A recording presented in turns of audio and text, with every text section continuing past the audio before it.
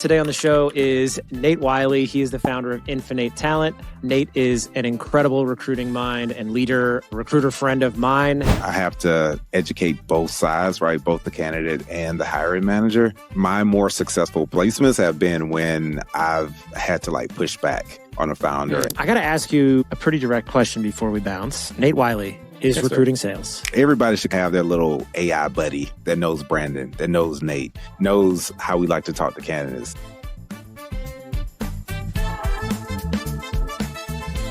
Hey, RecOps friends, are you still losing hours every week to interview scheduling chaos? What if you could eliminate the back and forth, cut scheduling time by 90%, and actually get those recruiter hours back on the hiring desk where they belong?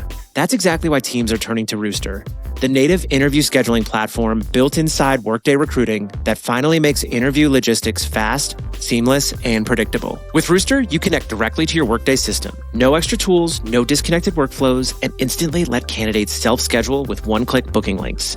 It handles time zone and language differences automatically, sends branded confirmations and reminders via SMS, email, or WhatsApp, and keeps interviewers, coordinators, and candidates in sync without constant manual follow-ups. And it's not just about speed. Rooster helps you see the true cost of scheduling inefficiencies with its TAS metric, so ops teams can track and improve the parts of the process that slow you down the most. Whether your team hires locally, globally, or somewhere in between, Rooster cuts errors, saves 10 plus recruiter hours per week, and creates a candidate experience that reflects the quality of your brand.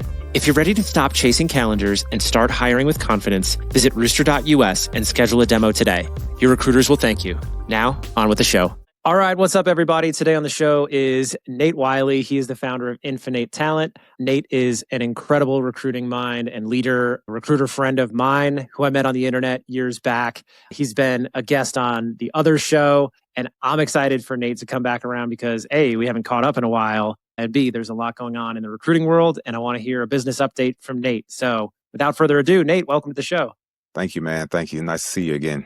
Bro, it's so good to see you. Last time I saw you was, I think, at RecFest in the field, and I turned around and bumped into you. And if no one has ever met Nate in person, he is 6'4", super kind dude, but turning around and bumping into Nate was a day maker for sure. Yeah, man, it was nice seeing you. We'll have to coordinate better next time. I think we just saw each other in passing that go around. Dude, I was a jerk to everybody. I felt I was so booked and busy. I overbooked myself for RecFest, and I had zero socialization time baked in. And then I realized halfway through when we were all sweating in the field, I was like, what am I doing? I didn't even make time to hang out with my friends and chop it up.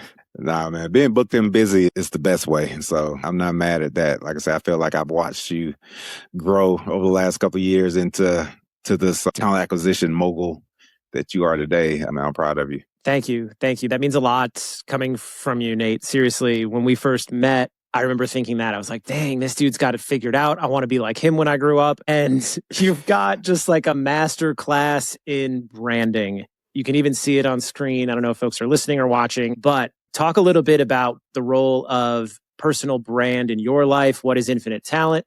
What is Career Hacker Nate? You've got a killer setup, a smoking microphone. How do you do this? It's all intentional, to be honest. And sometimes I struggle with trying to help other people build their brands and figure it out. But I think what makes it challenging is, as a recruiter, our whole career has been sitting around LinkedIn. And so you constantly have to be on there engaging with people. So even before I knew I was building my brand, I was building my brands. And so once I became self-aware of what it is I was actually doing and so the value of it, I just became a lot more intentional about coming up with a handle like Career Hacker Nate and coming up with a company name like Infinite. And so just constantly trying to associate Nate with talent and career development and recruiting and start to build out that whole ecosystem by going to different conferences and introducing myself in a way that people can, even if you don't remember me specifically, that guy has something to do with recruiting, which is the whole goal, right? I just want to have that strong association between who I am and the industry I support. I say this because I know you and you're a friend, but feel like I've seen it in real life. I've seen it when you're at the conferences and people are like, oh, that's that dude. And I know you wear your branding. You've got a recognizable smile. You're a tall dude as well, but I feel like I've seen it in action and that is so cool. There are a few other people that I've seen and that just makes it fun. I feel like the creativity that you display for your personal brand is an extension of the work you do as a recruiter. recruiting is often talked about as like an art and a science, and we've indexed heavily on like the science of recruiting. So anytime I see creativity or have the opportunity to see more of the craft or the art, it's something that's worth calling out. How are you thinking about the art and science of recruiting and the business you're running? I'm definitely trying to lean more into the creativity. For me, it's the fun part of it. And I think that's why I haven't gone back in house, having had a couple of opportunities. Like I want to stay nimble and agile. Like I don't want to abandon my brand and have to be so strongly associated with another company the way I've been in the past. And so the creative and the art side of it is really trying to put myself out there in a way to you want to portray that not only is this what I do, but this is what I enjoy and I'm knowledgeable about the space while also learning about the science side of it, which I'm sure we'll get into it, but all the different tools and technology that goes into it now. But even then, I'm in the thick of it now. You can trip yourself up trying to incorporate every shiny thing, right? And so even with the science, you have to know how to be creative. And I like to repurpose a tool in ways sometimes that maybe that's not how it's designed to use, but this is what works for me. And so I maybe only be using like 30% of it, but that 30% is what I need in order to be successful. So I'm just constantly like trying to think about, again, like how do I get time back? How do I be more efficient? Or even what is something that I feel like other recruiters may not be doing yet for various reasons, but I'm just always trying to stay ahead and try things out. 100%. And I feel like you're one of those people that's always got a finger on the pulse of the tools, the technology, pulse on the industry, unique perspective on how we assess talent, what's working, what's not. And then also just your high empathy for candidates. I feel like you are always spending time, making time for candidates, bringing people together. Let's talk a little bit about Infinite Talent, the like actual like work that you're doing. You're running a recruiting agency. You're doing events in Charlotte. Let's talk a little bit about it. Yeah, the bread and butter, the backbone is the recruitment arm. That's what funds everything else. Everything else is trial and error if I can't get the recruitment piece right. Still industry agnostic, still getting the majority of my opportunities to either be on retained search or contingent through my network. So that continues to pays out dividends from the people I've met over the years, primarily working with startups, various stages. And like I say, what I'm learning right now is really Infinite is we're the recruiter, but at the same time, what I'm learning, I have to educate both sides, right? Both the candidate and the hiring manager. And something that just comes along with maturity as a business owner is also being able to set those expectations with both parties, particularly the company and the hiring manager. But I think my more successful placements have been when I've had to like push back on a founder and really give them a lot more insight into what the market is looking like, what I'm seeing from my angle and my perspective.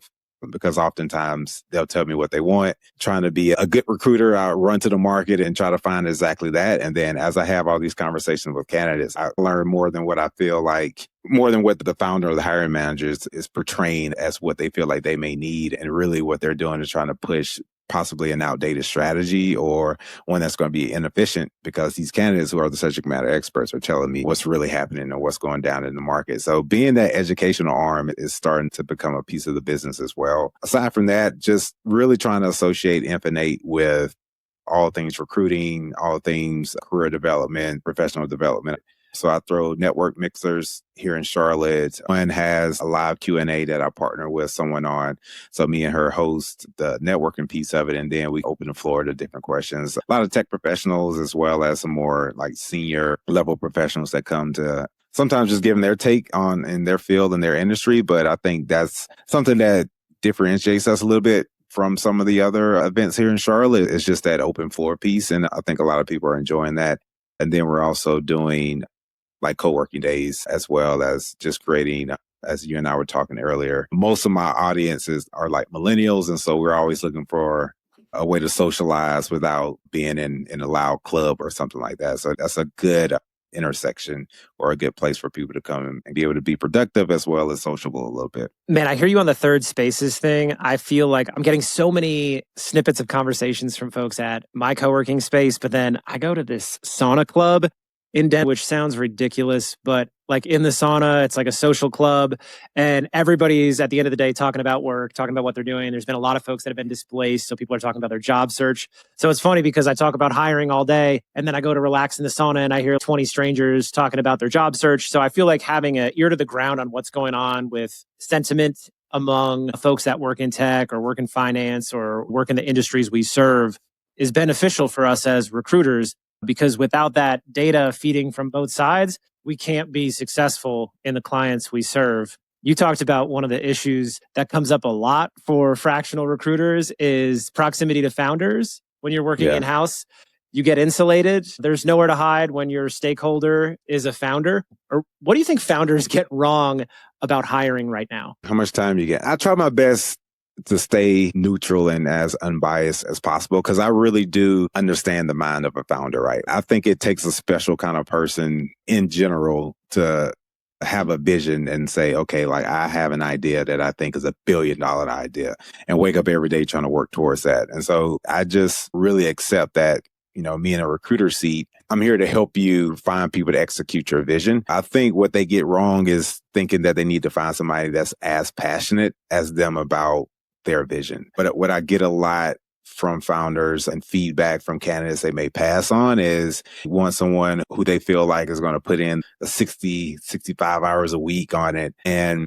don't get me wrong, I think you can definitely find those individuals, but I don't feel like that's a good selling point. Usually what they're trying to do is minimize the risk, right? They don't want to take a risk on hiring someone who thinks that this is a 40-hour-a-week job, and they want someone who's going to go above and beyond an extra mile. All that is great. From my experience, what I've learned, people are willing to do that for you after they've started to trust you, right? After they feel like that they're actually valued, after they really see the impact that they're making, that's when, they'll put in those extra hours and that extra time. I think that's a hard sell in the beginning when they're not brought into your world yet. So they don't really know how much it actually may take to execute on this stuff, they don't have any skin in the game yet. So looking for the person in the interview process who's just going to look a founder in the eye and say, oh yeah, I work 7 days a week, all day. Just let me know what you need. I don't believe that person, because I just don't think that you're just saying that in the moment versus the person who can be a little bit more honest with you and set some expectations around the type of work that they want to do and the frequency at which they'll do it. Because once they get in that seat and they start to work, you'll start to see that they don't mind helping out whenever or doing this, because now they feel more involved and a part of the team. Like now they're on board with you, with your vision and your mission, because they're working alongside you. So I think they look for too much in the beginning. And again, it's just all about de-risking. I think something else they get wrong is they're always looking for the person who is perhaps on track at their current company or is a high performer in their current seat. And the task for me is to, hey, go get that great person and bring them over here. And I'll try. But at the same time, you're not really, what's the carrot, right? What's the carrot? No one's heard of this organization. Yeah, I remember I had one founder, I had this great candidate, and they was like, yeah, I'm interested, but I would really need to see this company's financials and revenue and get an understanding of what I'm getting myself into. I'm good here, everything. This would be something that I would only explore if everything lines up.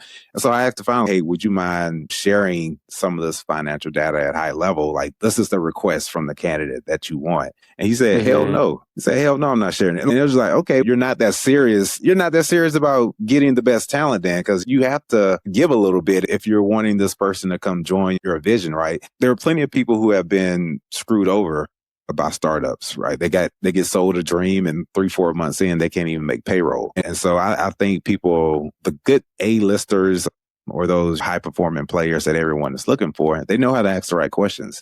They don't want to get themselves in a situation where they feel like they may be worse off than where they are today. And so I think founders need to be a lot more open when it comes to actually the current state of their organization and also their expectations, because I feel like they almost try to play a little hide the ball game sometimes just to get people to sign an offer letter, where I think a little bit more transparency will go along with. I agree 100%. We've all been there. We've seen it. If you've worked in an early stage startup, like you get it, you know what Nate's talking about, especially when it comes to quantifying the value of equity. I feel like there is so much more market education around equity in the last couple of years. And part of that is a testament to Peter Walker at Carta, guest on the show. Shout out to Peter. He does amazing insights, and all of his content on LinkedIn is around education for equity and just what he's seeing from the Carta data. When I talk to candidates, they're well informed, they want to know. And like you said, it's that balance of, can we offer a position that is not only maybe a stretch role or an opportunity for them to grow into a role, but is it going to be financially lucrative? Is that how they want to spend the next couple of years? Because the opportunity cost of time is something we'll never get back. And I think a lot of candidates, they're reckoning with maybe some of the decisions they've made in the last couple of years, because I know a lot of folks that have joined high potential startups and fizzled out. That's the name of the game. We're gambling with somebody else's money. But at the end of the day, it's all about connecting with candidates, assessing talent, identifying those signals. You mentioned the science of hiring, and I just want to take that a layer deeper and talk about the actual science. So you were hiring data science and ML engineers at Lyft. What do you think has changed in that talent profile specifically for a lot of these AI startups now, where it seems like every company these days is hiring an AI ML engineer and every company is an AI startup? I think even now it's, to me, like it's been redefined, because when I was doing that at Lyft, what we know to be AI today wasn't that then. Like it wasn't in everyone's hands. It was something that I feel was thought about as being reserved for these large enterprise organizations. And so now that literally every startup or Fortune 50 are looking to bring on these AI machine learning engineers, it's almost, I'm not going to say it's more difficult. They're still targeting that same sort of high performing level of individuals. And that's where I see the biggest challenge is everybody's chasing after that same cohort of people. And now, just because those people exist, I feel like it's harder for someone who may have 2 years of experience in that space to be able to stand out and get those types of opportunities, because they feel like they want someone more senior than that. But at the same time, AI feels weird because it came on the scene and it made such an impact, and it's literally something everybody either interacts with or speaks about on a daily basis. But the technology itself is still relatively new in the way we think about it. And what I've seen when companies try to hire for these folks is they want to hire people acting like they've been doing it for 10 plus years. And that's just the way they're thinking about it, and what they want done isn't framed in that way. And so it's still like a big misalignment for me a little bit. And it's I don't know how to fix this sometimes, because again, going back to that founder profile and their mindset, like once they're locked in on something and they believe that this is what I need, and they read the book or they've read the article or watched the YouTube video and they know these things exist,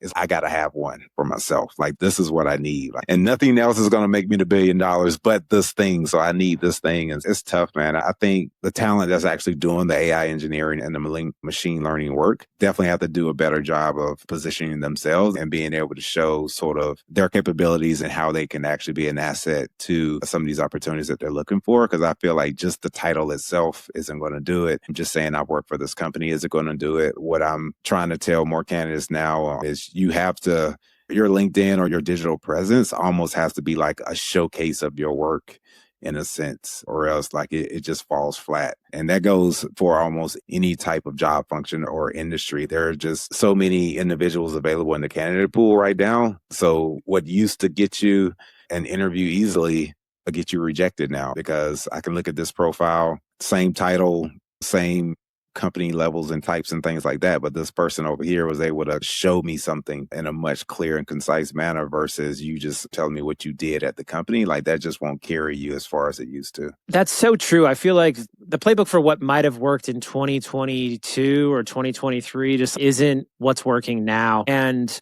there's this idea of great talent being on sale because it's now an employer's market. The problem is we run into underemployment if we just hire director level folks for IC or manager level duties, or we hire a VP level person for director or head of level duties. People just aren't going to stick around or be as engaged if the work isn't very interesting. So I think it's something to consider too around what happens if we just acquiesce and don't offer opportunities for people to grow into the roles that we place. If we just take folks that are willing to do the job at 170, but they made 240 at their last role. It's one of those challenges I think we're faced with, because on one hand, founders are like, oh, we could get somebody great who's done this. But then we as recruiters know what happened when we do have that short-sightedness. I 100% agree. I don't get to have a lot of these recruiter conversations. Just curious your thoughts as well, because to your point, the market is so lopsided right now, right? Like you say, there's so much talent that's quote unquote on sale. Or aspect of this that I see a lot in the world I operate in is the stigma of if they are out of work or they've been laid off or got caught in a rift and they weren't the highest performer on that team or they weren't as valuable. And I've heard it numerous times from multiple founders, no one would fire their best people or their best person. I've been in-house long enough. No, that's not always the case, because sometimes it may have been about money.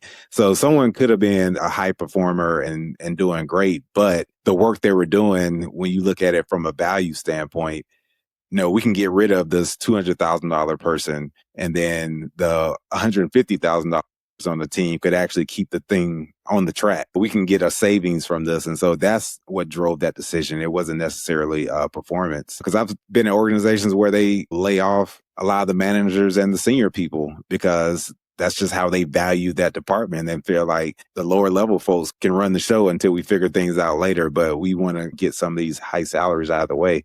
I don't know if he'll swing back either. It's like there's been so many layoffs and so much instability. And it's one of those things where, yeah, like to your point, if you were making 240 and you accept 170, 175, you almost have to, right? Because who knows if that 240 opportunity is actually going to come around, and then you're competing with so many other people for that. And you have bills and you have children and you have life expenses. And it's not a gamble that you can afford to take. And now that you've dropped down to that 170, will you ever even get back to that 240 in a timely way? It may take you several years to get back to that. So it's an interesting space we're in right now. And I'd like to talk to people about this because I want to hear all the different perspectives of it. But I don't think anybody really knows how some of this stuff is going to play out. Yeah, the comp leveling it's a reckoning. We get used to lifestyle creep. Inflation is real. Depending on the market, I feel like there's a lot of tier 2 cities across the country, and like life just isn't expensive in big cities anymore. Like life is expensive in those mid-market cities. Right. And I think that's challenging for folks to deal with the reckoning at a societal level, that the market values our skills in different ways across different time periods. And that has nothing to do with how we value ourselves. But it's so hard, especially with roles and career and this growth mindset, to reckon with a $20, $30, $40, $50,000 swing in comp for how the market values our skills. So when I talk to candidates, that's probably one of the biggest challenges I see, is somebody who can separate the emotion and separate the self from the value of skills. The reality is there's also a lot of entrepreneurship. And I'm seeing a lot of folks become entrepreneurs, go out on their own. Maybe they're monetizing in other ways on the side. So I think there are ways to make up a little bit of money. But yeah, it's tough. And I don't feel good when I talk to a candidate. They're like, man, I got laid off. My last role was this. Now this role is 30K less. And it's, hey, you've got to make that decision. Right. I can't make that for you. But like, I can tell you that you're probably not going to see that again, especially if you're not an engineer. You know it as much as I do. No, I definitely understand that. The people who are figuring this out, I think, is quickly adopting new technologies and new skills. The networking piece of this is huge. But I try to make sure people understand, like, moving forward, it's not going to be easy, right? It's not impossible, but it's not easy. And I feel oftentimes people come to me, they'll ping me saying, hey, I'm looking for work. Can you look at my resume? Or do you have any tips or things like that? And it's one of those things where I have to be very careful, even if I set up some time to talk to them, because I don't know your situation, right? And there are so many different factors that go into this. I don't know, what your financial stance is. I don't know, how many children you may have. I don't know, what your lifestyle, whatever it may be. And all those things are going to dictate how you need to move, right? You may need to take a job that's 20K less than your last one because you can't afford to go another 2-3 months without getting any income, right? Taking that job, also, I understand that's going to give you less time to look for a job that you feel like is appropriately leveled. And so these are all the things that you have to start to map out and understand, okay, if I make this move, what does that mean down the road for this? And if I go here, would it be possible for me to potentially get promoted in this next cycle or whatever the case may be? But I can't necessarily do that tailored, customized career strategy for everybody because I also don't have all of the insight into your day to day and how you operate, right? I think some people don't understand you have to do a self evaluation, right? Some people don't move as quickly within companies because they'll tell you straight up, I'm not here to make friends, right? I'm here to work or whatever. Okay, that's going to stifle you a little bit because if you're not likable, if you're not easy to get along with, then, it may be a steeper hill for you to climb to get back to that dollar amount at a new organization. And so it's things like that I think a lot of people need to understand. And so moving forward, I think people are looking for, okay, how do I move forward in comfort? And I just try to make sure they understand now is not a comfortable season for anybody, right? I think a lot of people are really fingers and toes crossed, hoping whatever may be happening in the economy, politically, whatever, doesn't hit me too hard, right? I just want to be left alone. Let me just keep doing what I'm doing. And I don't feel like anybody can afford to be so casual about what potentially could happen. For example, look at Block. Like those, I know several people that worked over there. Like a lot of those, I literally just talked to someone like maybe 2 weeks before that happened. And we were talking about just layoffs and jobs and stuff like that. He had no idea that was coming down the pipe. And so to lose all your income in a failed swoop in an email is a very traumatic type of event. And so I just hope people aren't too comfortable or just thinking like these things can't happen to them, because I think there are a lot of people out there who thought it wouldn't happen to them either. And then the last time they got a job, it was fairly easy, right? Like they zoomed through the interviews. There was no issues. It was a breeze. And the next interview process probably isn't going to be like that. And so there are just a lot of barriers and challenges these days. 100%. I love that you called out like this idea of no brilliant jerks. Like you've got to spike on high EQ. And I think recruiters are picking up on that as well, especially in the market right now where hiring managers, founders, they are saying things like, let's see who else is out there. Oh, I like this candidate, but we can slowly roll this. Maybe can you get one more person in the pipeline? Can we get one more person through to compare? A lot of those things where a couple of years ago, we were moving so fast that we couldn't say those things to candidates because if somebody signaled that they would be a great offer, they'd get scooped up by somebody else and companies couldn't pause. I think the other side of that, to take it a layer deeper, is like we're recruiters. Like we are not holier than thou by any means. Who do you think gets laid off first? Right. It's us. Like we are not the arbiter. We are not the decision maker. We are running a process for the company a lot of the times. And I don't know, man. Like, I don't know about you, but I don't know a single recruiter who is not impacted by layoffs since the pandemic to date. And I include the recruiting managers, recruiting directors that had to lay off their team members, because I think that has an impact too. If you are a recruiting director and you bring in a team of recruiters and you sell them on that growth trajectory we saw during zero interest rate policy, and then you got to turn around and lay them off, that's hard. That's really freaking hard. And I think that is challenging for some. So I bucket that into that. But yeah, like this is a thankless job.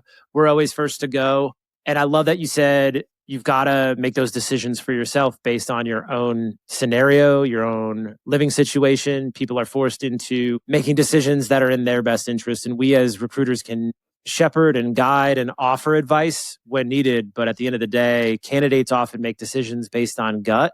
Companies like to say they make hiring decisions based on data. And sometimes those two conflict. Yeah, I think both sides, oftentimes, whether they admit it or not, are making that gut decision, because I've had several leaders, so we get to final round interviews and can't really tell me why they don't want to extend an offer. And they'll say things like, I don't think they were really interested in the role. They'll say something like that, or I didn't feel the connection. And so all these sort of emotional reasons that they're able to say no to, which as a recruiter, right? So now like I'll sit here and sulk and try to figure out how do I keep the search going, knowing that regardless of how qualified a person is or whether they're checking all these boxes, how much I prep them, if the leader or the decision maker can say, I didn't feel a connection.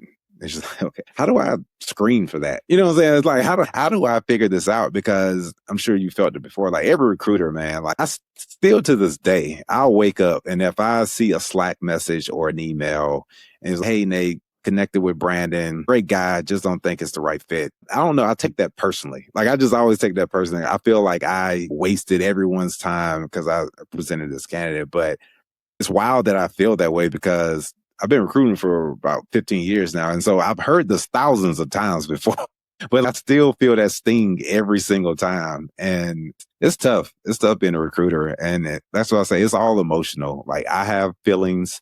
The hiring manager has feelings, the candidate has feelings, and like we're all just trying to get aligned on what makes sense here because both sides will beat you up for it. And I've had candidates get upset with me because they got rejected after feeling like, oh, you said I was a great fit and I had a great conversation. What possibly could have went wrong? And there's a lot of ego involved there. And then, as I just mentioned, the hiring manager has feelings as well and say, oh, I didn't feel that connection, or my gut is just telling me this person wouldn't work out.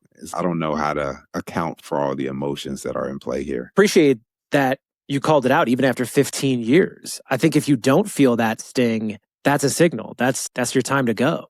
If you don't care, because that shares that you care about the process, you care about the candidate, the individual that's right in front of you. I think when we forget about the human being that we just talked to, and hiring is just about getting butts in seats, or we lose the connection we feel to candidates, that's when it's okay, maybe take a breather, take a lap, tap somebody else in. That, to me, if I don't care, if I don't feel that sting, I know something's off, because like I get excited about every candidate when we get to those later stages, especially when it's perhaps the candidate that we have strong conviction for. I want to ask you a tactical question. In that moment, in that example, you've been doing this for 15 years. What do you say to the stakeholder? What do you say to push back or challenge that when it is just an empty scorecard or a Slack message after you spent an hour sourcing them, an hour screening them, an hour scheduling them? Yeah, man. It depends on my rapport with that leader. I have to be honest, like there are some people who I partner better with, and it comes down to the personality type. There are some folks where it is a bit more transactional, whether I wanted to be that way or not. They aren't just that type of person, right? Like, they just see recruiting as a support function. And so I have to be very mindful of my responses and how I communicate with them. Because there are some where they don't want to be challenged in anything, and especially not by something where they feel like your job is just to do this. And so they don't want necessarily that advisory piece. But what I've been able to do, thankfully, due to AI and stuff like that, is like I can almost keep an ongoing record and thread of all my communications with these leaders, no matter how detailed or how concise. I'll take screenshots of Slack conversations and just add that to a project in ChatGPT. And so now, like, it's literally learning throughout the search, throughout this relationship, how are things going? And so it's able to generate responses in a way that lands best with that leader, right? So whether it's a very direct approach, whether it's a data-driven approach, whether it's an emotional approach, whether it's posing the right questions, like where you said you had to hit this deadline by April 20th, we continue to search. Do you feel like you're going to be able to hit that deadline? So that kind of makes them start thinking, hey, how off was that connection? Because I do feel like they can do the job.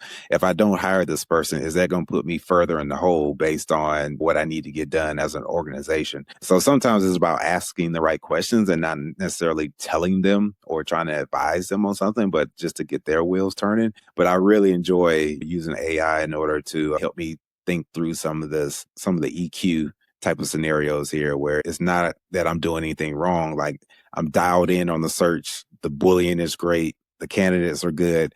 This is something a little bit different here, where I need to practice more of the art of how do we actually make this placement. Yeah, I love that tip of using ChatGPT. I'm constantly putting things into ChatGPT to reframe my perspective, soften communications, soften my perspective, because it can be very frustrating and disheartening when you've got that candidate and then you get a half-baked scorecard and you're like, I feel frustrated. What the heck? What is this? And like, in that moment, being able to pause and be like, okay, this is what I want to say. Throw it into ChatGPT, refine it, soften it, be more of an advisor, take a beat, take a walk, then send it. I feel like that is so helpful. And we talk about recruiters going to talent advisor, or in-house recruiter going to fractional recruiter or contract recruiter. That is, to me, like actual skills development. How do I manage and control my highly emotional experience that's tied to hiring in a way that can communicate the language of the business. And the other way you said doing that is talking about timelines. I always like to reverse engineer milestones. So when we set out to fill a role, what's the target date? What happens if we don't fill it on time? What happens to the product? What happens to the sales team? Reverse engineer how long it takes to get a candidate through the process, how long it takes for a candidate to engage with an outreach message. Once you break it down week over week and tell a hiring manager exactly what to expect, hey, my goal is to get 10 submits each week. And each week I want to have better submits than the last week. And each headcount we bring on for the sales team, I want to increase the average of the team. So that means if we're hiring 2 sales reps, one in Q1, one in Q2, I want to make sure the one in Q2 is better than the one we hire in Q1. We're going to work ourselves out of a job. But then also small stuff, like when I think about sales hiring, sometimes you're working within a narrow window of when comp plans are being paid out. And when you talk to a lot of experienced enterprise software sellers, they know when they want to make a move or not. They know exactly the terms of their comp plan, when they're going to get paid. Like you can't just hit up a sales rep and be like, hey, do you want to join in 2 weeks? They're constantly looking at the terms of their comp plan so they don't leave money on the table. And bringing that information to a founder is helpful too, to be like, hey, you want this person now? You're going to have to buy out the 10, 15, Got to make them whole. 20K before they come over, or we're going to have to wait 6 weeks. But even doing small stuff like talking to a hiring manager, okay, you've got a vacation coming on, you've got an offsite, you've got a team member that's going out on leave. Like you got to forecast what's coming around the corner, the bandwidth it takes to onboard somebody. That's why a lot of times some of the strategic work of recruiting can just be done in the intake is, do we really need this role? Especially if it's in sales. If I'm a sales leader, I would go to my team and be like, hey team, we need to bring on headcount. We could bring on headcount. Or do y'all want to make some money? And in the next 45 days, we go through a sprint. We throw an extra 5 to 10 hours a week. We'll throw a spiff on it. You'll make a little bit more money. We'll have some fun and see where we're at next quarter. Or we can open up the headcount, but in 4 weeks, I'm going to be knocking on your Slack, asking you to let this new hire shadow you, jump on your calls, help train them. That's going to pull you from selling. So which one do you want? 9 times out of 10, seller's going to make money. Oh, yeah. And I like that idea. I think it's not a hard space for me, but being that fractional consultant or that contract recruiter doing that contingent search, whatever business or whatever payment model I decide to apply, I don't want to turn away the work. And so it's one of those things, once they come to me, one thing have started to do is I no longer make the assumption that this is very well thought out, right? Like I used to assume they have no idea. Right. Yeah. Like I used to always give, especially, when I was back in house and a little bit younger in my career, if you had a director or a VP in front of your name, I trust you. You have to know what you're talking about. You have to know what you're doing. Of course, you know how to interview people. Of course, you know how to assess talent. And over time, you just learn everybody's just figuring it out. And I'm the subject matter expert when it comes to recruiting. And that's why I try my best when I can to provide feedback from what I'm hearing from certain individuals in the market. Because I feel, especially with some of these startups, that they literally may not have anyone in that organization who understands the stuff, which is why they're looking to hire for it. And their idea of what this person is going to bring to the table or what solutions they may have to the problems could potentially be completely off base because they don't really know the inner workings of this role. They just know they have a problem and they know that this title is the solution to that problem. And so when you start to go talk to candidates and you start to lay out the challenges and what the founder is looking for this person to do, the expectations, the roadmap, all that stuff, blah, blah, blah. But you can see their wheels turning and they'll start asking all these very insightful questions. Have they thought about this or have they tried this? Okay, I can do A part of this. Who's going to do B and C part of this? A is going to fail if you don't have B and C. And so like they just start to lay out all the stuff. And I can tell sometimes when I take that feedback back to the founder, sometimes they'll write out and be like, oh, that person isn't a fit then. I think you should probably at least talk to them. Like, I think it'll help you gain some additional insight. And even if this person isn't the right fit, I think going back to what founders do wrong with hiring, I don't think they talk to enough people in order to just probe and get a better understanding of what their actual problem or challenge is and what they're trying to solve. Literally, I work with some founders, like if they talk to a candidate, like it's straight interrogation, right? Boom, boom. tell me about this. Tell me about this. What would you do about this? How would you solve this? And like, there's not enough conversation going back and forth. There's not enough, hey, let me tell you the issues we're having here. We're banging our heads against the wall trying to figure this stuff out. I just want to know, have you dealt with this? And then through the context of that conversation, you can start to understand that this person will be a good fit for you or not.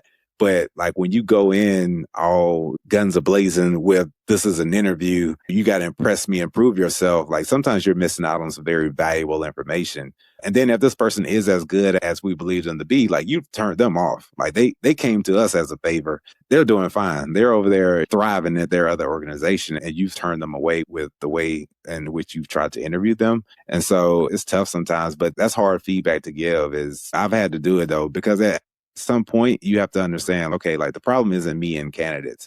I have to start to chip away at some of what's going on internally here. Like you all are killing this process with the way in which you're interviewing, your demeanor, your the way you frame questions.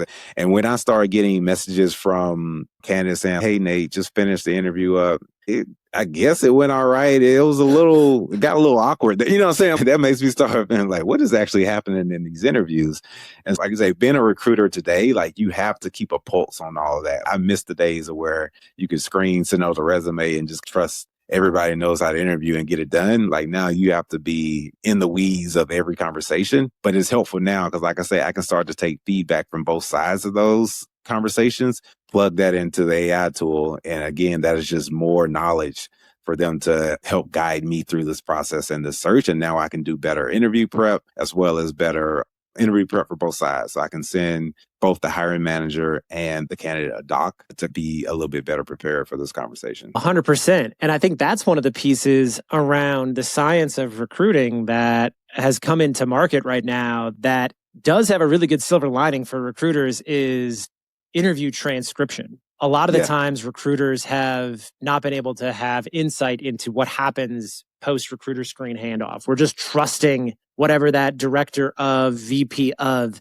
said had accountability to the interview plan in the kickoff. But we all know when we see those empty scorecards come through, it's like, you didn't ask half the questions. And now with interview transcription, we have those insights. And yeah, it's a little surveillance-y, but I think there's too much at stake for us to care. Let's have hiring managers stand up a little bit straighter. If you're logging on 3 minutes late to every single interview, maybe that's a course correction. If you're giving feedback on 60% of your scorecards that they're not a cultural fit, but the hiring manager spoke in 80% of all of their interviews, maybe they didn't listen enough. Now we can actually be strategic with some of these data points and insights. But that trust piece of working with our stakeholders, like for far too long, I think we heard this statement like white glove service in recruiting, and it was very reactive. Oh, acquiesce to the hiring manager, wait on them, give them a great experience because the hiring manager NPS matters most. That's just not how it is anymore. And I think that's not how we earn a seat at the table as strategic talent advisor partners, because one of the other realities is title inflation. We're seeing title creep, particularly in startups where maybe an individual contributor is called a lead now, and they're like the sales lead, but they're the only seller at the company. Or maybe they're a director of, or we see actually a lot of head of as proxy for director level in startups. But it's somebody who's a first-time hiring manager or a first-time people manager. So there is a lot of training that needs to be done and explored with curiosity when we go into those kickoff meetings and somebody's a VP, a head of, a director. And it's, let's talk about this. Let's start with hiring manager. How do you feel about hiring? Tell me about your best hire. Tell me about your worst hire. Going into this search on a scale of 1 to 10, how confident you are. Like just ask questions to just understand how they feel about hiring. And then from there, we can figure out what our strategy is for alignment and training and maybe bringing some data to the conversation so we can get a great outcome. But I talked a little bit about interview transcription, which leads us to a topic, the talent engineer. I saw a couple job descriptions, saw this term talent engineer floating around. I saw last week, word deployed recruiter. What are your thoughts on all of this science of recruiting and this talent engineer job title? Man, I wish I had trademarked the term. I literally was saying that term. I remember I was talking to our mutual friend, Andrew, over at Wylie, and we had a conversation about that. And we were just talking about how there are just so many systems that come along with a recruiting process now and how most teams are operating so lean. And I was saying like, yeah, like I really feel a talent engineer is going to be the future. I was thinking in my mind, I had not heard the phrase yet, but I was working with an engineering startup and looking for some of their talent and just sitting in some of their meetings, like really just understanding the process of engineering, right? Like engineering is almost just failing until it works, right?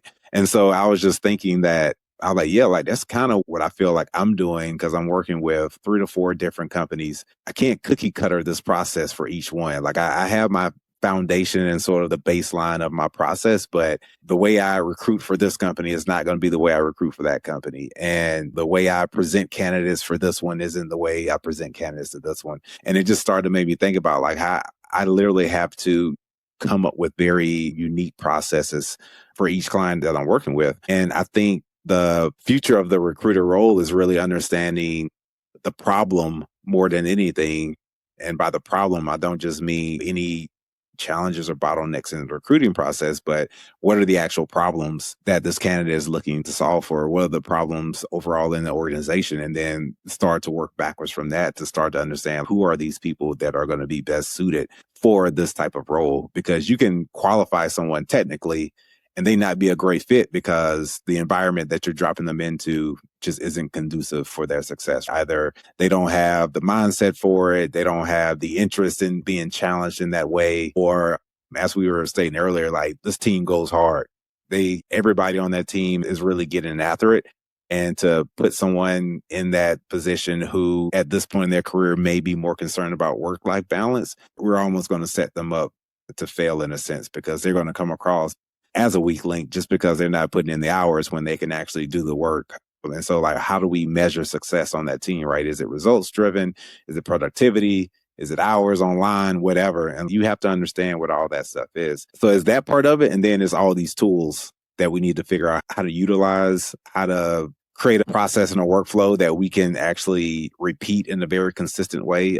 Something that fortunately I'm able to do because I'm a team of one and I'm working with usually smaller startups is I can play around with a process and it breaks and then I can go do something else. Whereas if you're in large organizations, I remember being at Lyft and how long it took us to roll out a new process because we had to make sure everyone was trained up on it, everyone understood it. Because we know once we roll it out, you can't just claw it back. We've been talking about doing this new process for the whole quarter. And so once it finally gets rolled out, like everyone's going to look like a fool if we start to roll it out and you're like, why did y'all roll this out when, you didn't think about this? And now like the way I interviewed, this doesn't make sense. And I don't have the time, or you didn't tell me that this was our new process. And so there were all these different pieces that you had to think about and roll into it. And so being able to move quickly and put these tools and these processes together in a very succinct way that we know that we can easily communicate to whoever those stakeholders are. Hey, this is what we're rolling with. This is how the process is going to flow. And I welcome your feedback so that we can continue to iterate on top of this process. I think that is also going to be important for the talent engineer. Because if not, if you don't have that creative space, you're just going to keep doing whatever it is you've been doing, right? Like you're going to be scared to make any moves because the immediate thought is, hey, I want to use this new tool. I think it'll be good for us, but the engineering team isn't going to buy into it. They're not going to do anything different. And so now like your whole recruiting process has stalled and you'll never innovate because you don't feel like you can implement that change management that's important that goes along with all these new processes that we're trying to roll out. Dude, I love that. The change management piece is so big because when we think about making sweeping changes, like breaking down recruiting as we know it and rebuilding it from the ground up, the current way of recruiting actually isn't broken. It works really well. Like we know how to get it done. At the end of the day, from a first principles thinking mindset, we're just trying to get to a handshake yes. Doesn't matter how we get there. Let's go out and find the right person and get that handshake yes. It could be a referral. It can be someone you spent weeks sourcing. Yeah, if you get that signed offer letter, that was the goal. So yeah, you're completely right. And what if we do this? What if we spin our wheels trying to keep up with the language of the business, earning the seat at the table, proving that we're like highly technical and have sophisticated processes? What if we do it all and it fails? Or what if we do it all and like it doesn't offer that much more efficiency than the current process? Like what is the wasted effort energy and value of going this route of talent engineer just to signal that, hey, smart too. We know how to talk about AI agents too. I think it's a fun craft and I tinker with all these tools too, man. But like after That's 3+ years of chasing the tail with AI projects, like what gets it done is knowing the right folks and picking up the phone. no, I 100% agree. And I'm in the same boat. That's the, like I say, that's the recess part of my work. If I take an hour and a half just to start playing around with one of these AI tools or one of these systems, give me a demo for a week and I just get in and I'm just clicking on all the different widgets and making up stuff. That's fun, right? But at the end of the day, to your point, I know to get my placement fee, I know how to do that. I know how to apply the muscle and just get to sourcing and get to sharing candidates, right? And at the end of the day, and I've done that with a couple of my clients, right? And it was good experience. I'll use that for any future proposals that I have that I was able to set up these systems and processes or whatever, blah, blah, blah. But at the end of the day, some of these founders, I've sent over these beautiful candidate profiles and outlines and made it look all pretty and neat and late and bold letters and stuff like that. At the end of the day, they just want to know, all right, set up an interview. I don't even think they read it. And it was just, and so you just have to learn. Sometimes they just really just want you to go hunt down and find a great candidate. I'm going to talk to them. If it goes well, they're going to talk to someone else. If that goes well, they likely are going to talk to someone else or do an assessment. We're going to offer them some money. They're going to sign the paper and that's the end. And so when you break it down in those simple terms, like it does make you think sometimes, what is all this really? What is this all-in-one suite of tools and technologies that I'm using to try to find this person that honestly someone, say, hey, you should reach out to this person. I reached out to them and they were a great fit. Sometimes it's that easy. So yeah, it's interesting. It's interesting. I don't know. I don't know the answer to that. I like playing with the tools, so I don't want them to go anywhere. But I think that's why it's important when you can have an organization that can split that recruiting role and the ops role, because when you try to make the recruiter do the ops work, like you're going to really bottleneck that process. And then what you're going to start hearing from the stakeholders is, where are my candidates? They don't care nothing about that pretty little project that you're working on. Like, where are the candidates? And so you have to learn to prioritize for sure. How many a week are you getting messages from founders? Hey, check out my AI sourcing tool. How many a week? Man. How many a month? I would say at least 2 a week, I would say. Sometimes it's the same one circling back, but on average, monthly, I'm definitely in that 8 to 10 range of some sort of tool in recruiting. Some are very specific to agency. Some are just general recruiting tools. And I usually, if not in that moment, I'll usually at least start it in LinkedIn and come back to it because I want to see what people are working on and what they're building. Yeah. Some I feel are way too early to be trying to get paid for it. Like, this is like bare bones stuff. Like, this is no different than a Google sheet. Like, what is this? And some are much further along, very comprehensive, very well built out, great UX UI. But yeah, I just see what people are working on. The AI sourcing it's getting better for sure than when I first started using it. I remember when I first started using it, if you're looking for an engineer, they'll just populate 30 people from Google and like, hey, here are your engineers. And I was very disappointed with some of the early iterations because you and I know, like, that's not really recruiting. Like that's not AI sourcing. Like I could have just went online and threw a rock and hit a Google engineer. Like, it's those individuals it's the platforms rather that can implement nuance. I think those are the ones that are going to pull out ahead, and we can start to feed some of this stuff in, like what we've been talking about, some of that feedback from the hiring manager that you wouldn't put on the job description. How does AI interpret that and populate a slate of candidates who may have worked in environments that are similar to the one that you're recruiting for? I think those are the tools that I would be willing to pay for. 100%. Yeah, because you're a sourcer, I'm a sourcer. Like, I know when you kick off a search, like the first thing you do is, okay, let me go find 20, 40, 50 lookalike companies, build that hit list, start mapping who worked there, when. All that manual research work is great for AI. So if we can see vendors package all of that behind the scenes stuff when you're cross-referencing like a company and their current funding stage to data in Crunchbase and like who worked at that company previously. I know there's a couple of cool websites that track where specific employees move over time. So I think there's a lot of pieces in the puzzle that are starting to take shape. But I I'm with actually you. sat in a focus group with LinkedIn yesterday. They were just Subtle looking for flex. they were just wanting feedback on the AI features in LinkedIn Recruiter and just want to know. I could read between the lines. I don't think recruiters are utilizing them in the way they thought they would, and so they were wondering like why aren't recruiters using them? But I went off on a different tangent and started to pitch some other things. But to your point, I don't understand how, as rich as Microsoft is and how much money they've collected for recruiting teams over the years, they probably have $2 trillion just sitting in a bank account. They should be leading the way with this whole AI sourcing stuff, right? Like, it's just a no brainer. Like, you all literally have all the data from every professional, how many times they moved, how long they stayed, how often they logged on to LinkedIn. Like, it blows my mind that they haven't built out like the AI sourcing tool that they can almost charge anything for, right? Because they can literally look at the timeline of someone's career and almost predict if they would even like this type of role, right? And build like a whole map of here are individuals that they worked with during this phase of their career that went on to these companies and did these, like they can literally map all that out. And so the fact they're not capitalizing on that, I'm just like, do y'all not want to? Is LinkedIn Recruiter just such easy money that y'all just feel like we don't really need to do anything? Like, where else are they gonna go? I don't know. They're gonna mess around and get blackberried if they don't figure something out. Somebody gonna come along and create the iPhone and they're gonna miss out. It's funny because, like, you're so right. LinkedIn has such a rich data source. A lot of the public available data traces back to LinkedIn. But you talk about the signal you can get from even endorsements from people. If we have 10 years of endorsements, what does that do for aligning somebody's skills, soft skills, motivations for their next role? And I think LinkedIn's hiring assistant, their new product that they're pushing, is solid. It's quality. I think it just needs a little bit of a brand refresh. And I think LinkedIn needs a brand lift on the recruiter side. They need to win back the hearts of recruiters, because the reality is everybody's on LinkedIn all day. LinkedIn is having a moment. On the consumer side, like I saw Reese Witherspoon on LinkedIn yesterday. I was like, that lady looks like Reese Witherspoon. And then I clicked it and I was like, oh, this is Reese Witherspoon. Like, what was she doing on there? Career advice. Reese Witherspoon is out here giving career advice, being served up in algo.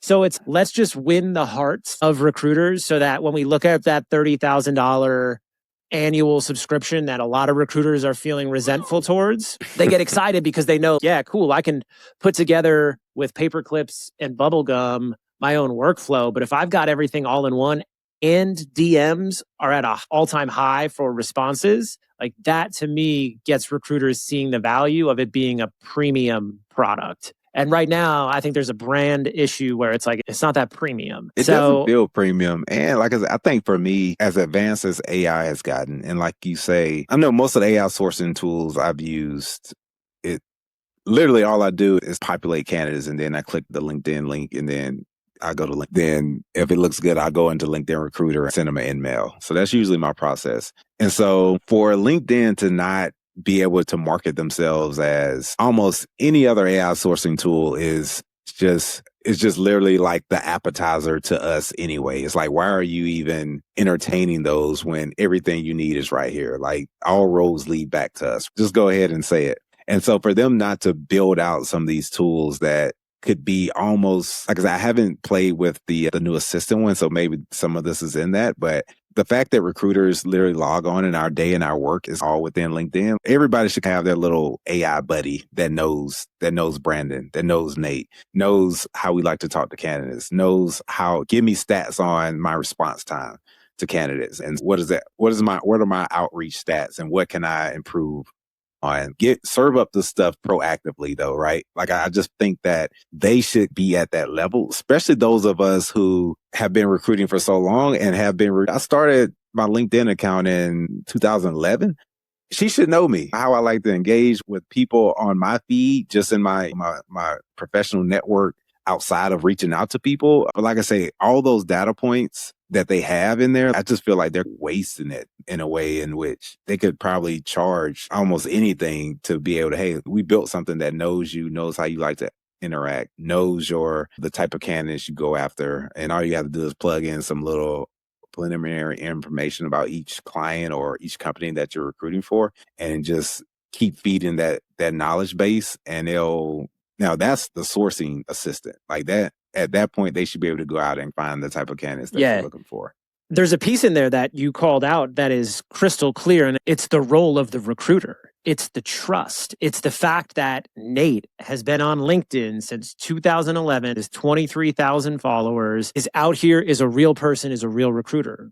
The value of you just having that information attached to the InMail is what gets a candidate to reply. And that's why I don't think this AI sourcing automation stuff is necessarily going to replace recruiters, even if it is sent all in a proxy on behalf of the founder of the company. I think that's going to degrade quickly. The market knows already that if you get a message from a CEO, it could be a recruiter. Like great engineers know that. And so I think candidates actually appreciate having a degree of separation, especially if you show up to that first call and they're like, oh, wow, you were really personable. I feel like I can trust you. If a candidate asks you, like, do you think I should take this job or the other one? And you're the in-house recruiter, like that's the moment that you've got them. And I'm sure you've gotten feedback from candidates over the years that are like, oh, you're the best recruiter I've ever worked with. Like it's really easy to care. And it's really easy to show up. It's just a matter of who's going to show up, who's going to keep posting on LinkedIn to establish that trust. Now, I was just going to say, like, that trust piece, building that rapport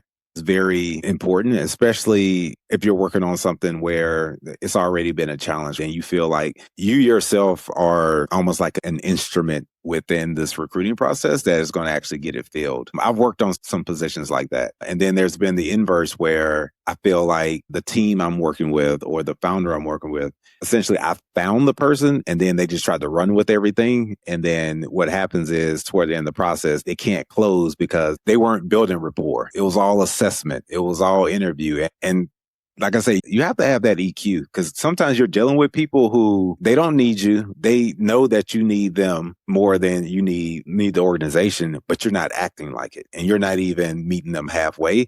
Like every interaction with them feels like a constant test that you're having to run through. And you're not actually, I'm not even going to say selling them on the company. You're not even making it seem like you're a good person to work with on a daily basis. And I think if that's your attitude, that's how you come off and you make it seem, oh yeah, every day here is we're in the trenches and you're going to be bruised and bloody every day when you leave here. Sometimes people like, I like the opportunity and I may get a pay bump, but this just doesn't seem fun. You know what I'm saying? Like, this just doesn't seem like because sometimes you can take something challenging and make it and frame it as, hey, we're very collaborative. We do work hard here, but it's a good time. We're solving some big problems and we really want you to come join us, whatever, blah, blah, blah. And so sometimes just your tone and your attitude can make all the difference in that process. It's so true. And I think a lot of founders love the opportunity to sell, especially a founder who comes from a sales background. They're like, oh, I can close anybody.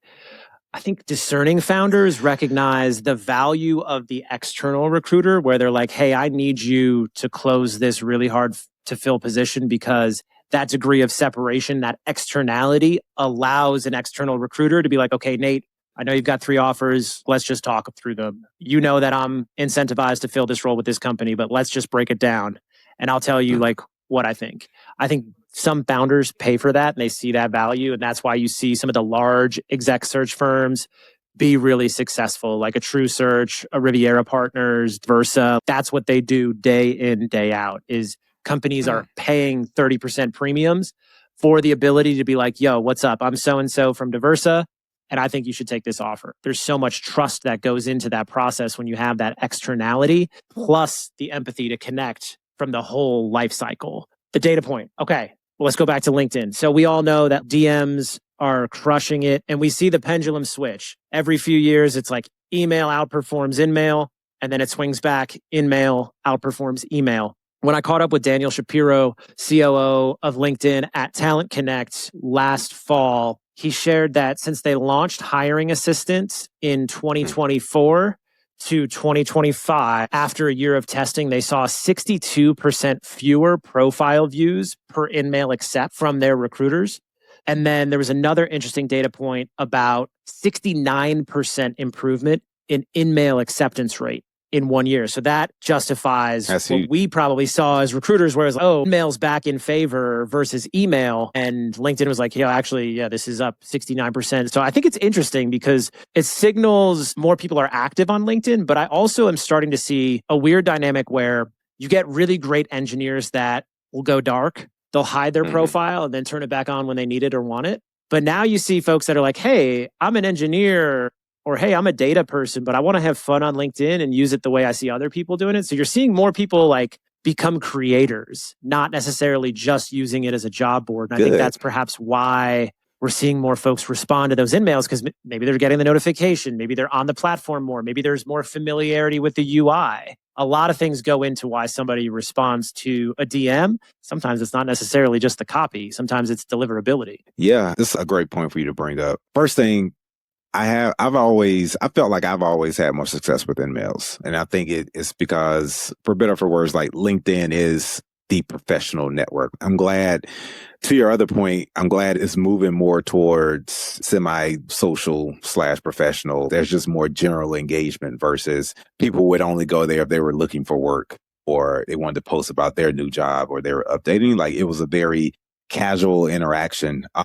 And so now I always wanted to understand from you, was it just why would someone hide themselves? And I get it. Like, even now there are some profiles that's like, they do not accept emails. And so the point I'm trying to get to, if you bear with me, do you think it's more of a thing of the job market to where now people are like, I need to stay visible at all times, whereas they probably felt a lot more stable and secure in past years to say, I don't need to be contacted about work. Like, when I want a new job, I'll find a new job. I've always been able to do so. Do you think now people are a necessity saying, I need to stay ready, almost in a sense, and I can't hide? Do you think like it's more of almost like more of a survival instinct now? Or do you think people are just generally adopting more LinkedIn usage, if that makes sense? I wonder if it's even deeper. I wonder if it's skills. I wonder if the people who are getting hired at these blue chip companies have a different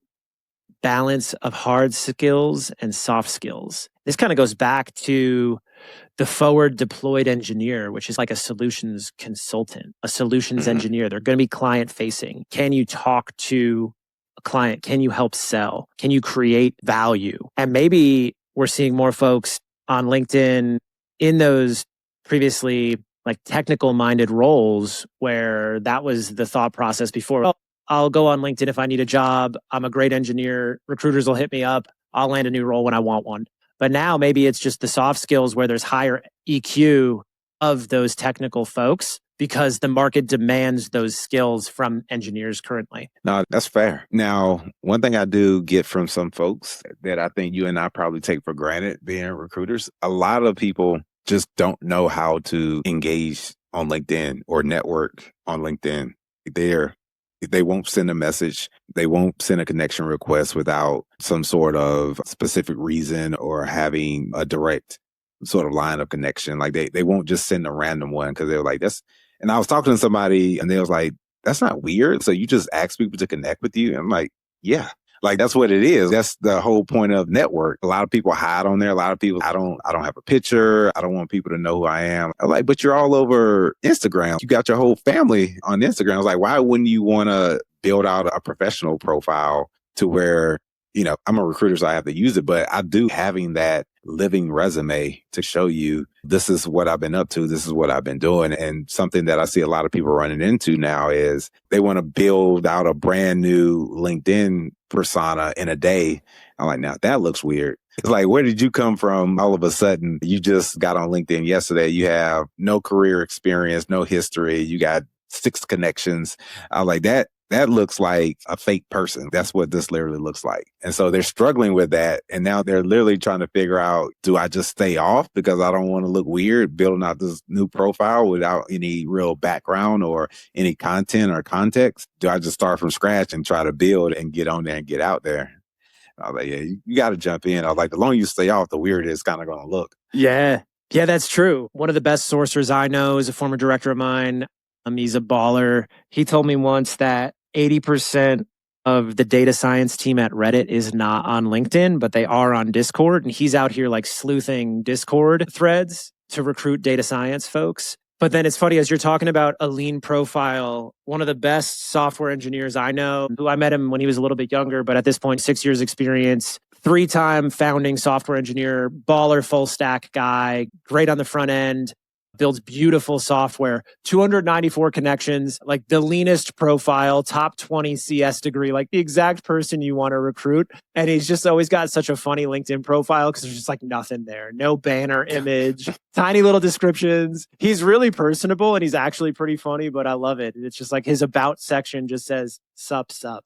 And it's just the exact kind of person you want to hire with like the anti-personal brand, personal brand. But then it also comes into taste. Man, like an engineer might think of their personal brand from a place of simplicity, whereas a marketer might think of their personal brand as a place of exuberance. So it's a funny game we play. It is. I think that's why no matter how advanced AI gets, until you remove some of the human elements of it, I would love to do an experiment of what would happen if a person, say an engineer, just goes through a series of assessments. They could be a behavioral one, and then like a technical one, and then the company sets the parameters and the scorecard and the rankings of what a person needs to hit in order to be considered good or great or whatever. And they were hired without like the face-to-face interview, right? Like we just feel, of course, like you'll look at their resume, like all that stuff is confirmed, it's verified, like they have worked at these places and all that kind of stuff. And then they just show up,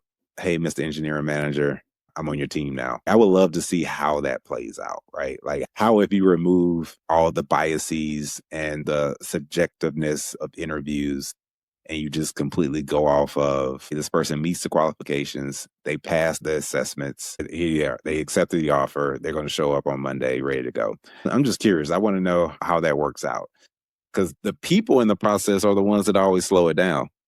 So I'm just always been curious, like what would happen if you just hired people at scale just based off of those assessments? I agree with you. It's what is the value of interviews in predicting success? What are the alternatives? Is a hypothetical behavioral sandwich sequence of questions plus a skills assessment the best way to do it? I think psychometrics were in favor for a bit, fell out of favor, and now we're almost seeing like psychometrics 2.0 come back in where people are like thinking about psychometric assessments, skills-based assessments. I don't know. It's interesting. I think even the value of reference checks, back channels, all of that comes into question for how we assess and choose the right folks for the job. And like at the end of the day, an interview process could be a coin toss. And as recruiters, we can't control what happens in the first year, 2, 3, 4 years of an employee life cycle. Like A, recruiters don't hire. The hiring manager makes the decision. And then B, like we don't manage them. So like I guarantee more than half the recruiters I know would make amazing managers.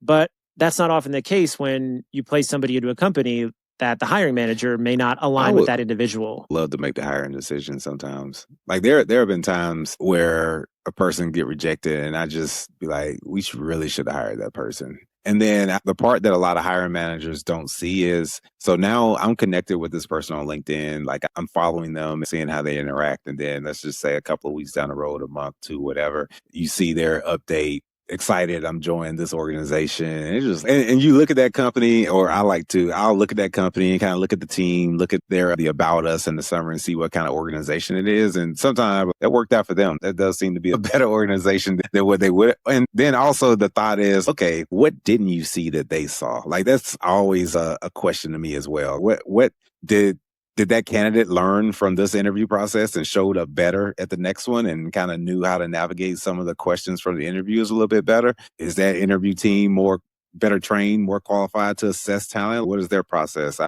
There are just always so many what ifs and gaps in understanding what made that company feel like, yes, we would definitely want you on our team and we're going to pay you this money versus the company you were recruiting for that said, no, I don't think this person is a good fit. Yeah, I don't know. I've just always been curious about that. The other thing is a lesson that's hard to learn is when I recruit my friends, when I recruit people I know and I'm like, hey, I'm excited about this new company. I'm new. I'm working with this founder. I think they're great. I'm real high on it. And then they have a bad experience. And then it comes to the surface that I learned later. They're like, yo, this process was really whack. Or like this founder displayed some certain signals that were inconsistent with how I'm typically treated by companies. And then I feel really bad. I'm like, oh man, I didn't know that.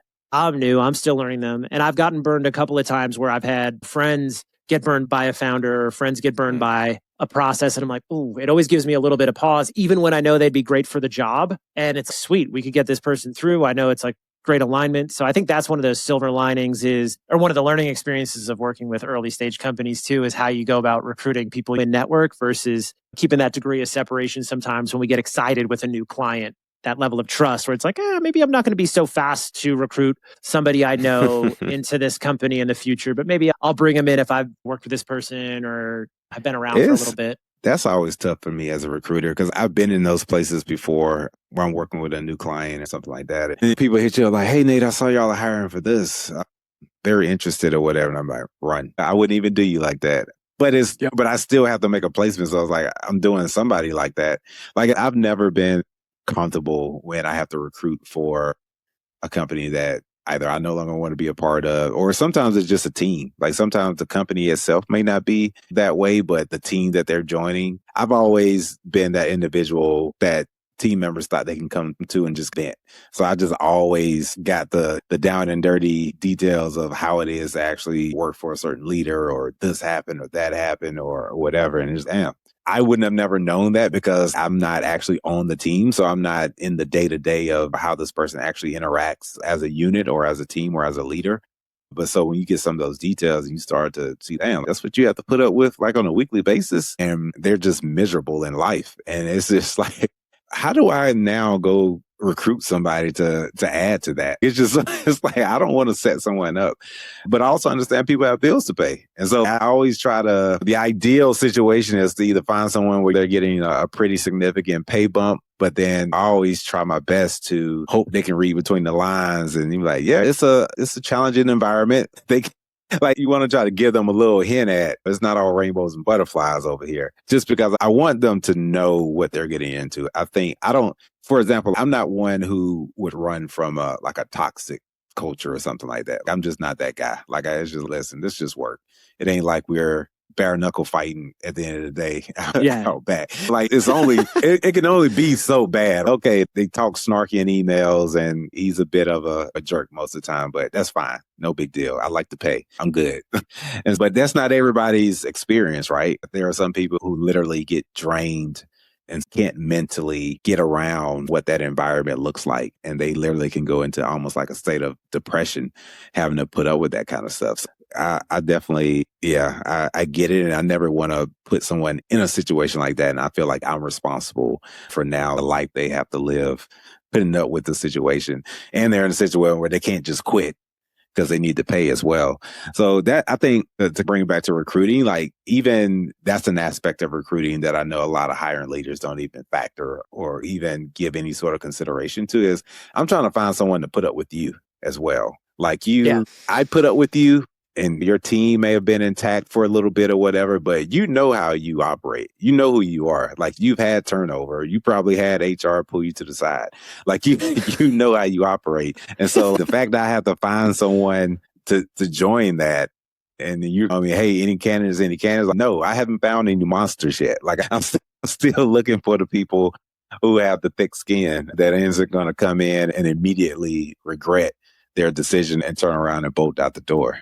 And so all of that plays into it. It's so true. It's interesting. I've got a test and we talked a little bit about engineers. You talk to your top engineers, ask them to tell you about their recruiter. They'll go off and tell you about how great the experience was. They might tell you some information about their personal life, the connection. After they tell you about your great recruiter, ask them if they know their HR business partner's name. They might not even know who their HRBP is. Recruiters have so much data about our teams. They have so much insight that this is why I'm excited about the future of talent engineering, because I see a world in HR where it's just talent. No longer human resources, it's just talent.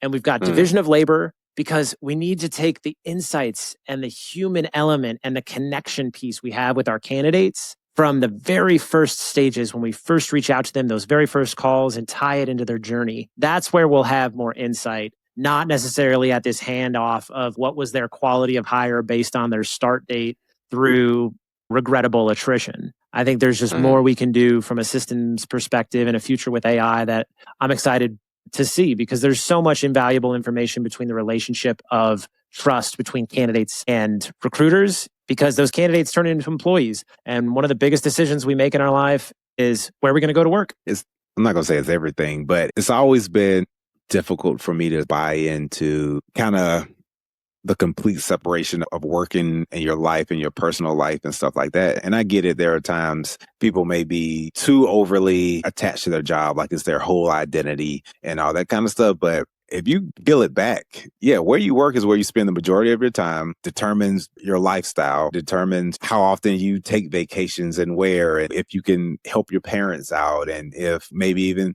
where your kids go to school. And so like where you work and sort of that income piece guides so much of your personal life. For me, like it's always been hard for me to hear people say, oh, it's just a job, it's just work. Just that job is determining everything else you do, right? Like it's determining how you spend your off time. Do you just go home because you can't necessarily afford to do anything else? Or do you go out to fancy dinners in the middle of the week and stuff like that because your job affords you to do? But that's always been me. And that's why I'm really, for me personally, like I'm excited how the world is set up now to where look like we're doing a damn podcast about work and talent and stuff like that. These are the things like I feel like I wanted to do young in my career, but the majority of people I talked to was just a job is a job, man. You just do it and go home. It wasn't no big deal. Whereas now I just see people have more so embraced more of, yeah, like I'm a product manager and I spend a lot of my time at conferences and listening to webinars and YouTubes and all that kind of stuff because they're a little bit more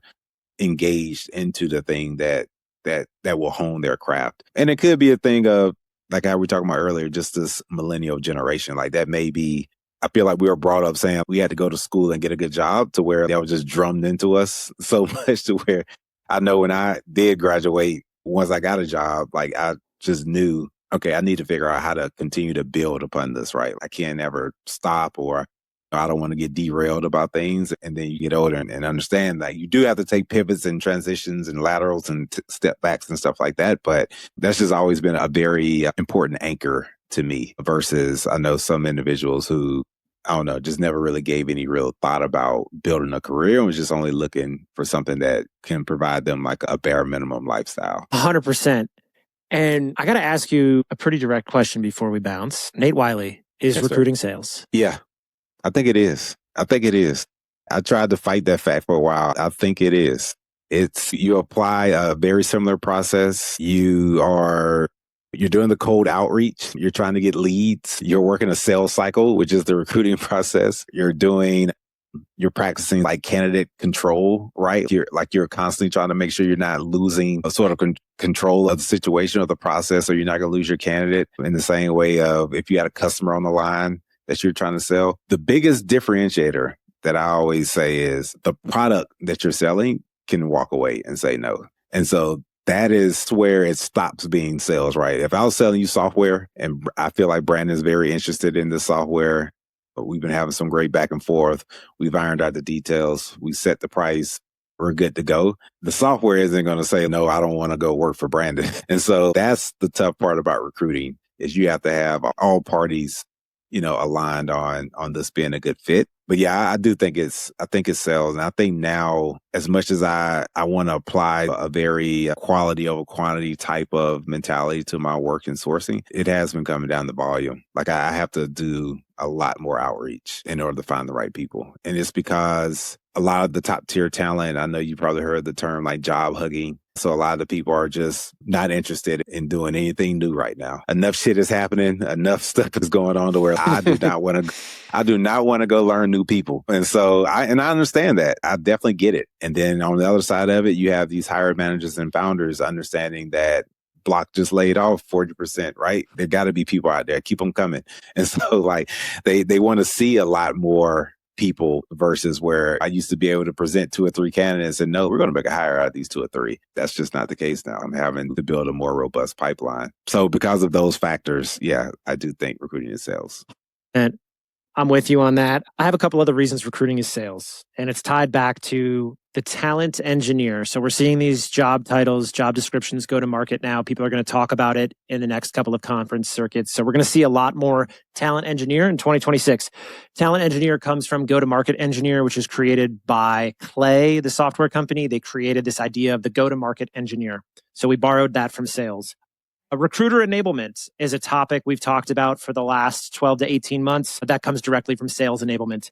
And then rec ops, recruiting operations, comes directly from rev ops, revenue operations. So you heard it here first, folks, the reasons why recruiting is sales. And I'm excited for the future of recruiting. Nate, I appreciate your friendship. And as we think about the role of the talent engineer, I would like to say I'm an inward deployed recruiter. So I'd love for you to close your eyes, take one giant breath with me. It's all about that mind, body, spirit. I love connecting with you. I appreciate your friendship. I wish you well in your day. I wish you success in your business this year. How can people stay up to date with where you're at and what you're doing? If anybody listened, LinkedIn is where I'm at. So definitely find me, connect. Brandon, hey man, real talk. Like I've always been such a fan of yours. Like I say, since we first met, your energy, I love what you're building. You are like the guy to know in recruiting. There aren't too many people I've met who don't know you. And so I'm very fortunate, and your friendship is valuable, man. I'm proud of you. Thank you. That means so much. Thanks, Nate.